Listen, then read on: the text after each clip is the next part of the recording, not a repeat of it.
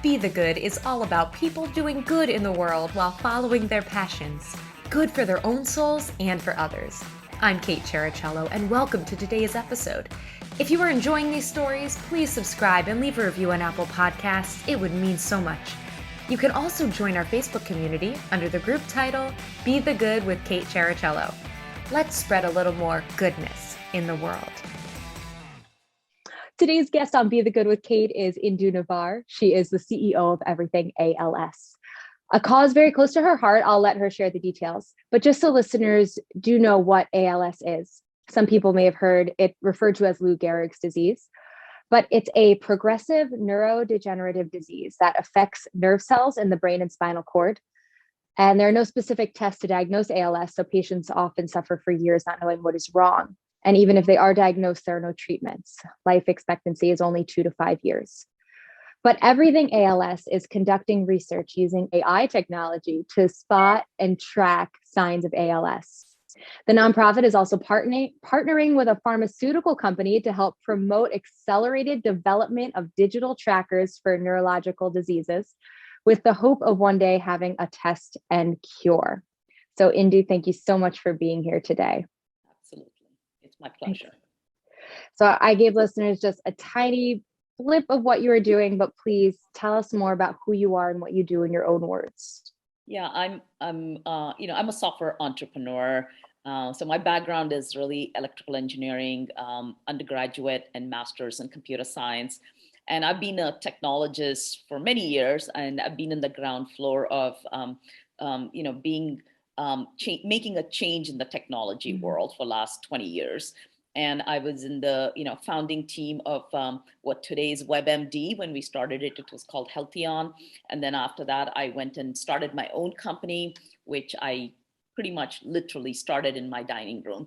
And it was a product that was kind of the big data, data play in for manufacturing. It was because the manufacturing was going through a lot of changes, as you know, today, our products, we want to customize it the way we want it, and we want it shipped now. And the change started happening about 15 years ago or 20 years ago. And that's kind of what my company started doing was, as we are outsourcing our manufacturing, how do we actually create that visibility and give tools for these manufacturers to make real-time decisions? So it's a lot of the data play and making real-time decisions. So, and I sold the company in 2014, and my husband was at Amazon for about 18 years.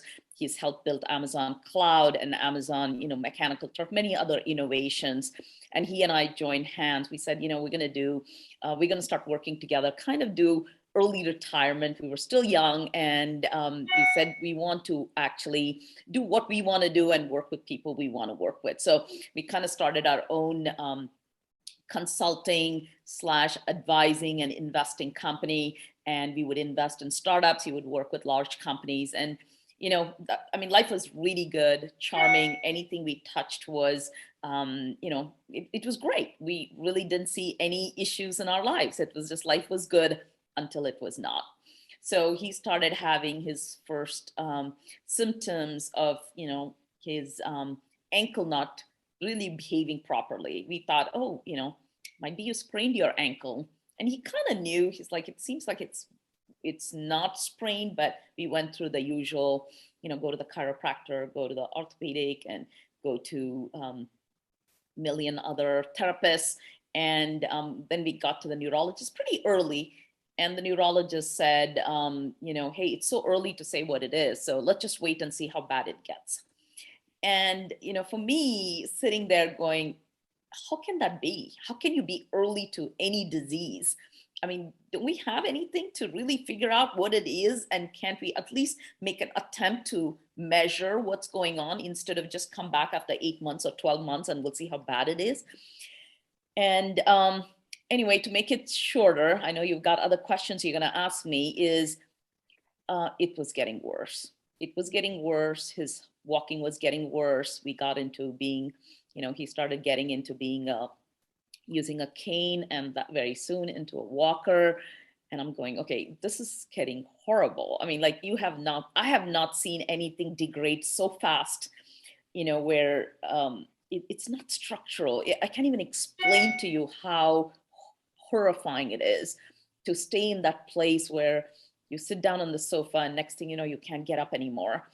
And you just can't, because your nerves don't work and your body don't work. And then, and people can't tell you what it is yet. We kind of know it may be this, it might be fatal where you're going to die in 2 years, but we still don't know. So I would say, that was probably the worst thing I've ever come across. I didn't even know this world existed. This whole dark place existed, where we are in a technology world of touching everything and, kind of problem solving. We solve problems. And if we don't sleep, we say, oh, just put on your Oura ring. If you want to learn more about how you're working out, do Fitbit. And I'm going, why don't we have something like this where we can actually measure what is going on in a fine detail so that we can see what's going on? It's not like, come back after 12 months and we'll see where you are. And when you say we see, they literally just see, like, what you see. There's no diagnosis. There is no, we did, it's also called diagnosis of elimination. That is, you do all the tests and you say, it's not this, it's not this, it's not this. Oh, then it's ALS. So you go through, there's a fatigue in getting diagnosed. There's a fatigue in, by the time you get diagnosed, and it's you lose so much hope. And that's kind of what I want to change. Wow. No, how did you go from, going through this whole process, life-changing, terrible, there are no words, event, to this entire foundation? Like, what was that moment that we're going to make a change, and how did you get it off the ground into what it is now?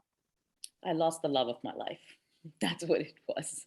Yeah. I saw my husband suffer, which was the most terrible thing. I thought, it was just very, very tough to see somebody who's just such a genuine person. He's a great person. He's a good person. He did the right thing in the world. And to see him suffer and go through where, we lost him. We lost him in 2019. And I just thought it was not okay. It was not okay that we lost him not because, is there everything we did, we put our best effort forward? No, we haven't. As human beings, we have not really put our best effort forward to really figure out how to actually stop this happening. And this is a disease we know for 100 years. And if you see our lives in the last 20 years, it's changed because we brought so much technology in to make our life better. But if you look at ALS, nothing has happened in last, many, many years. So that was I actually knew this is what I was going to do. And I'm going to dedicate my life to fixing this, because for me, it's personal. And it might not be Peter, but there are a lot of people like Peter out there. And secondly, I just don't want his name to be associated with somebody who died because of the disease. I want it to be associated with his suffering meant he changed the landscape of this disease. That's how I want him to be remembered.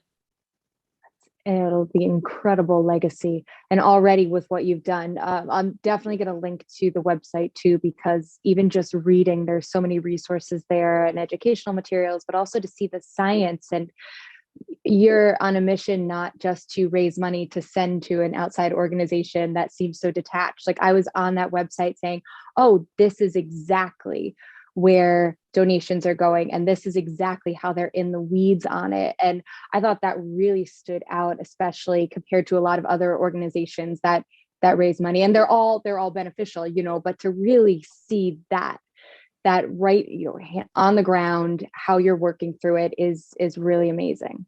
And that is something that I did due diligence on. When I said I'm going to start the foundation, when Peter passed away, 2 days later, I went and started the 2 incorporated this. days, Yeah, 2 days I later. knew exactly what my journey is going to be, and I know exactly what I need to do. So I incorporated 2 days later, and and I know this is also my way of keeping him alive with me, and this is what I chose to keep him alive with, is touching other people's lives through him and his suffering. And for me, that's very, very important, that he's alive and his energy is, still breathing and touching other people. And I did a lot of due diligence on looking at other organizations. If, I don't want to reinvent the wheel. I don't want to, I'm not doing this because I want to feel good. I don't want to do this because I want to do something that's already been done. I want to do things because there's a gap in the market. I'm doing this because there is nothing out there which has to be done. And that's why I partnered with, the top institutions in this field. And I've actually partnered with the top people in this field who actually, if they say there's a gap, then I know there is a gap, because I don't want to be wasting my energy and my team's energy on something that we're not going to move the needle. We are determined to move the needle. Like I said, none of us are here because we want to feel good. We're not doing this because of any other reason other than because we've all lost our loved ones. And we're here because we think it was not okay for what happened to them, because we all believe that we as human beings did not do best effort to actually understand this disease and do the right thing by bringing in certain mechanics that we need to come up with treatments. And so when we did the due diligence, one thing that was very clear is it requires a lot of getting the weeds and rolling up the sleeve. And I did not see that there is somebody out there who's going to do it. And that's why I started this. I said, okay, we can't just be, I'm not the kind of person who sits on the bleacher and tells what is not being done. If it's not being done, I want to go fix it.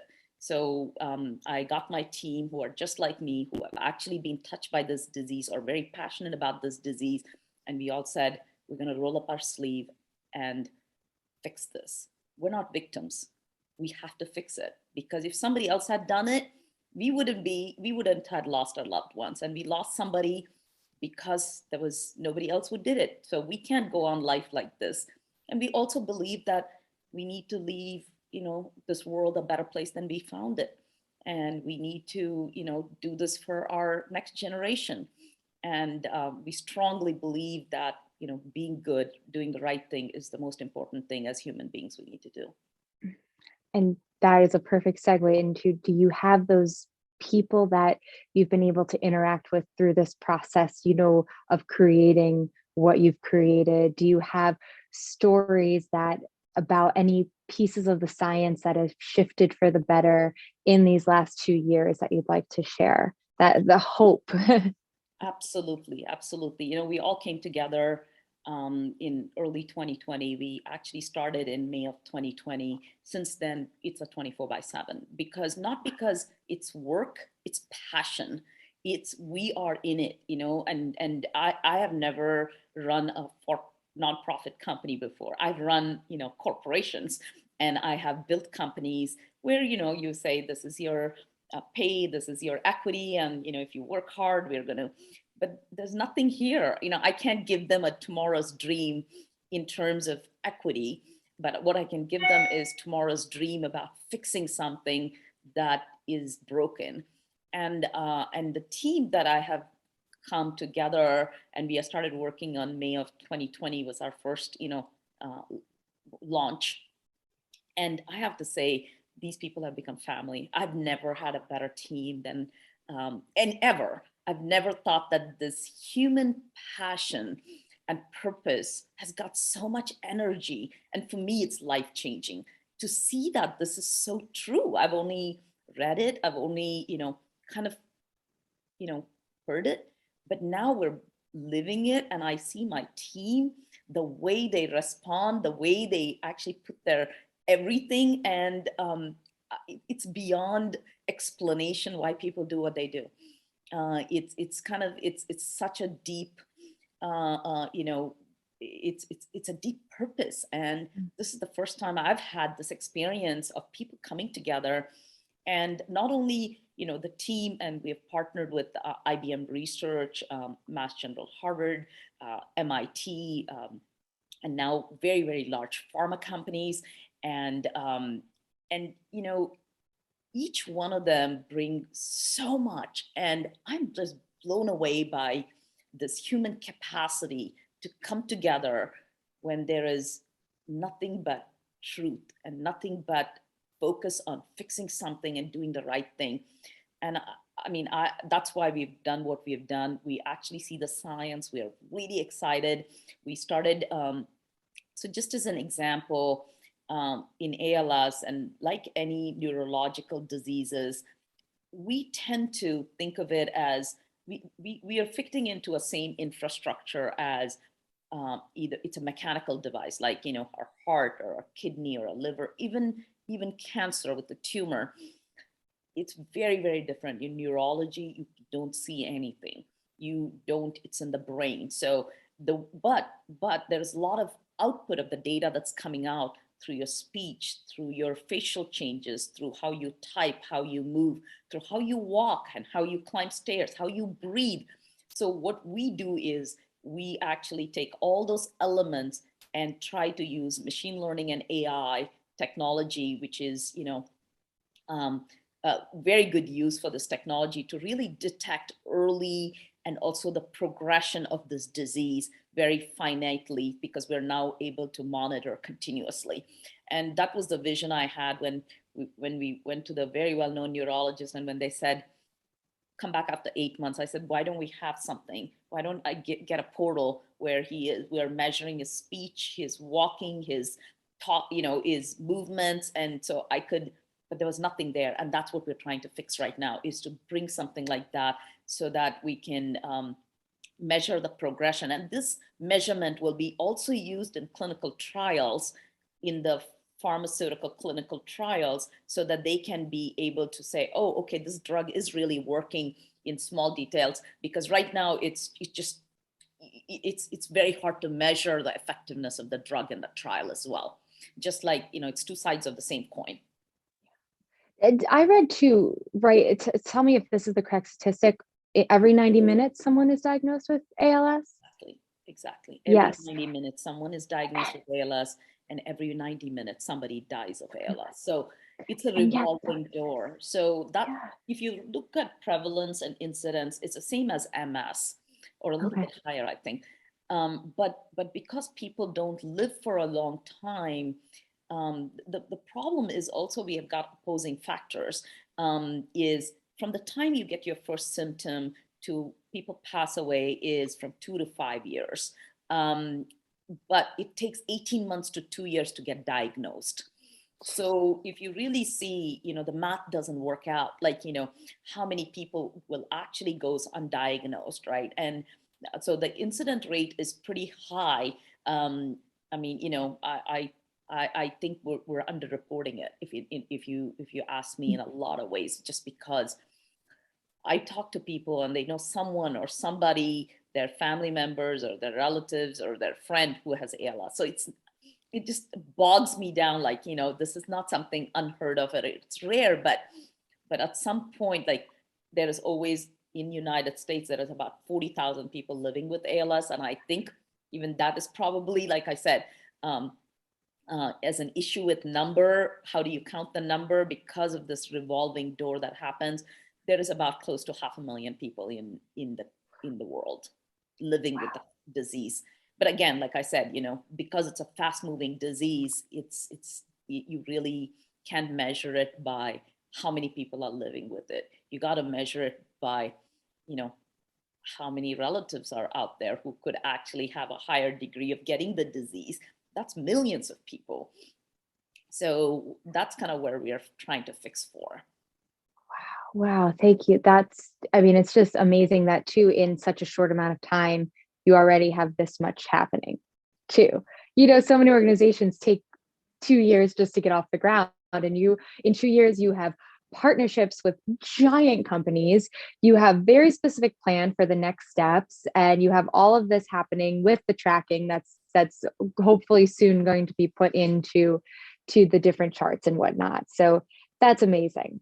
And I mean, I'm sure if every disease had someone like you at the helm fighting for it, there'd be a lot that would get done. So this is incredible. And I do want to say that people now tell me that, actually we have a partnership with Roche as well. And, they were telling me we're going to be speaking at one of the events. And yesterday when we were having discussion, they said, you're modernizing advocacy, or you're advocacy 3.0. There's all these things that's been thrown around with what we do, because people want to replicate it, and I want to replicate it, and I want to help replicate it. So I really think the advocacies can play a bigger role in this modern world than just being on the support group, right? I mean, we need to play a bigger role in trying to partner with the researchers, partner with the pharma companies, and I really think that is very, very important. And yes, for that you need to have a data platform. You need to have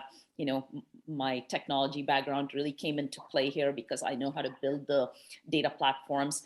But the cool thing is we can actually scale this to many other diseases, and that's our goal.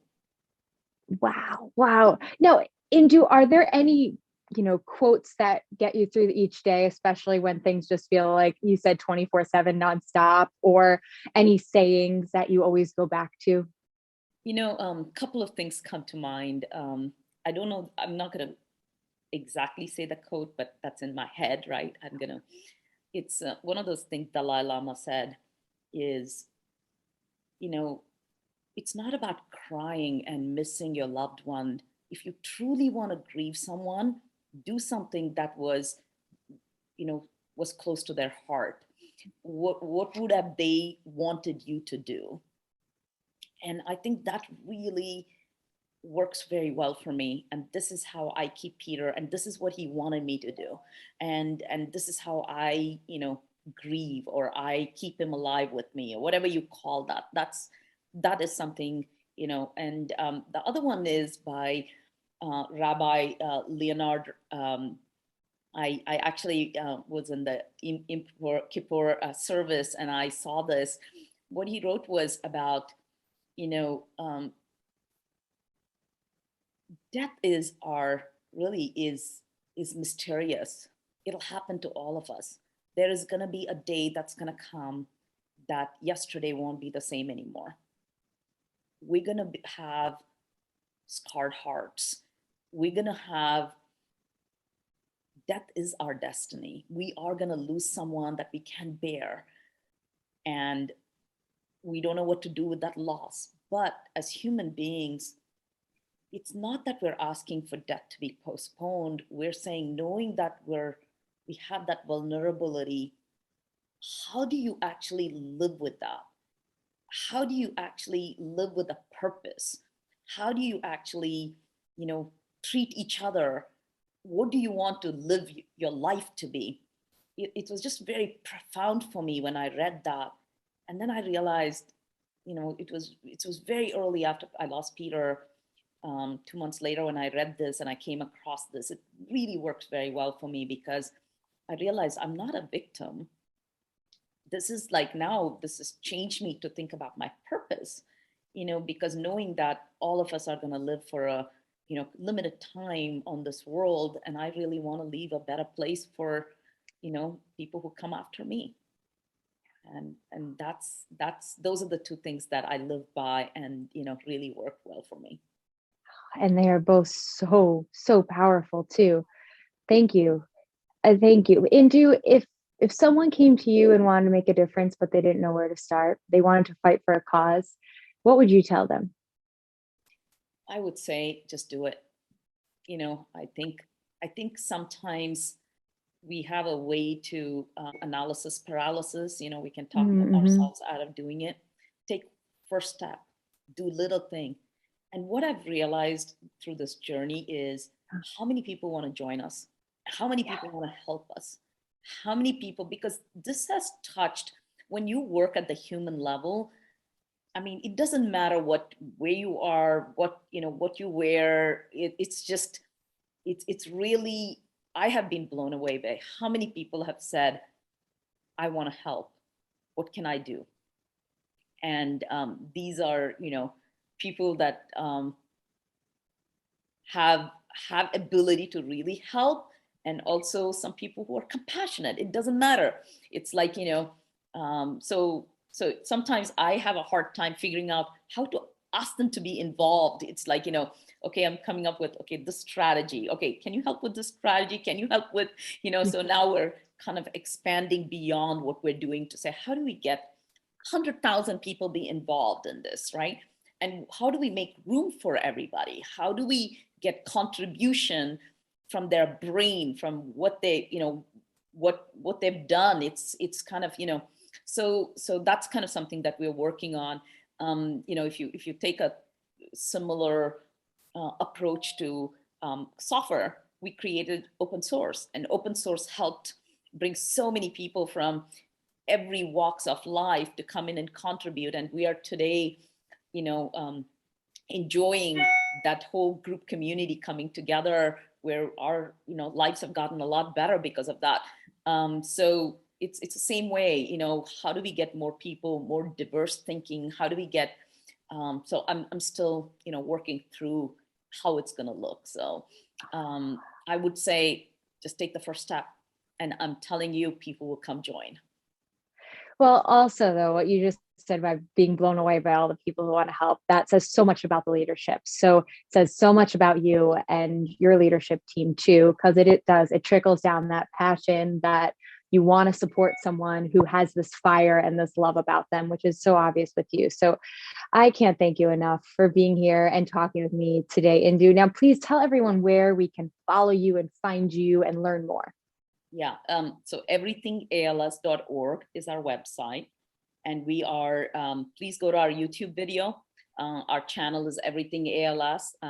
We have a lot of content there. And, if you know anyone with ALS who want to learn more, even if they're scientists, researcher, there's a lot of material there. Please go subscribe.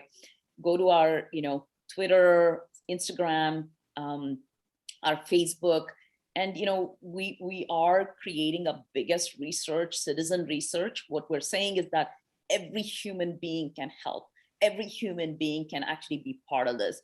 With ALS, without ALS, come in and join our research. Go to everythingals.org/research and get yourself engaged, because 10 minutes of your time every week is going to change life. It's going to save children, who are going to, now we're seeing young people getting ALS. So let's stop this, because we've known this for 100 years. We got to stop this. And so we got to go on to solving other problems. And yes, so get involved in the research, be part of it. And if you have the capacity to donate, we would appreciate it to everythingals.org/donate. So anything you do will really help us move this forward. Indu, thank you so much for your time today. Thank you, Kate. Thanks so much for listening to Be the Good with Kate Chericello. Whether you're listening on YouTube or via podcast, it would mean the world if you liked, subscribed, and or left a review. You heard about the good? Now go out and be the good in your life this week. If you have stories of good news that need to be shared, please send me a message. Thanks again, and have a great week.